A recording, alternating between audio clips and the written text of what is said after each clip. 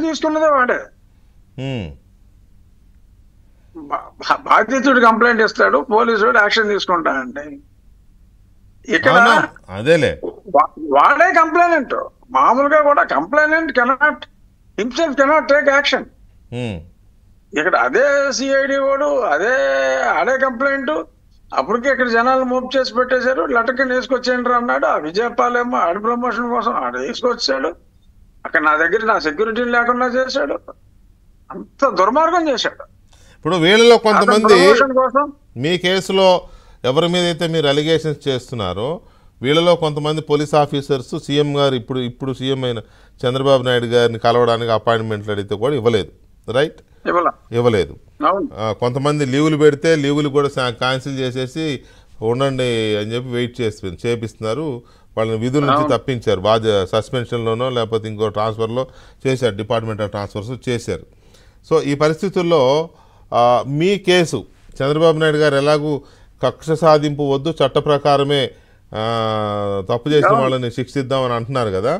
మీరు ఇచ్చిన ఈ కంప్లైంట్ ఆధారంగా మీకు జరిగిన ఘటన పట్ల, అది ఘటన కూడా కాదు, అది చాలా భయంకరమైన టార్చర్, దాన్ని ఊహించుకుంటేనే ఇదే అసలు దుర్ఘటన కూడా కాదు సార్, దాన్ని ఇంకా భయానకమైన దాన్ని ఏమన్నా కూడా అర్థం కావట్లేదు, అంతటి భయంకరమైన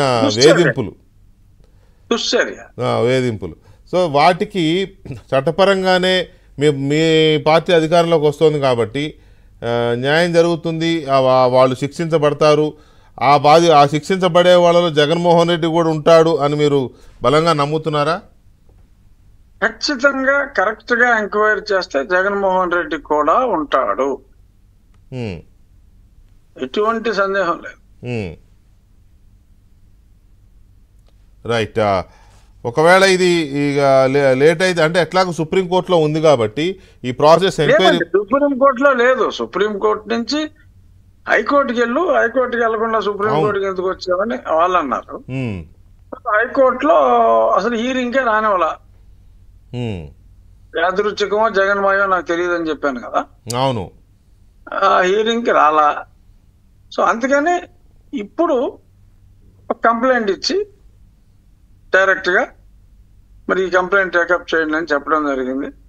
నార్మల్ గా ఒకసారి కంప్లైంట్ ఇచ్చిన తర్వాత ఆ కంప్లైంట్ టేకప్ చేయకపోతే ఆ కంప్లైంట్ పలానా కంప్లైంట్ ఇచ్చానంటే ఈ కేసు ఎంక్వైరీ చేయమని కూడా మనం సెపరేట్ గా కూడా అడగవచ్చు.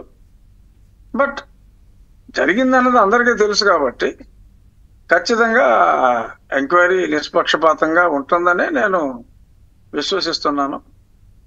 డెఫినెట్ గా పోలీసులు అంటే ప్రజల్లో తిరిగి కాస్త నమ్మకం కలగాలన్నా, మరి అన్యాయం జరిగినప్పుడు బాధితులకి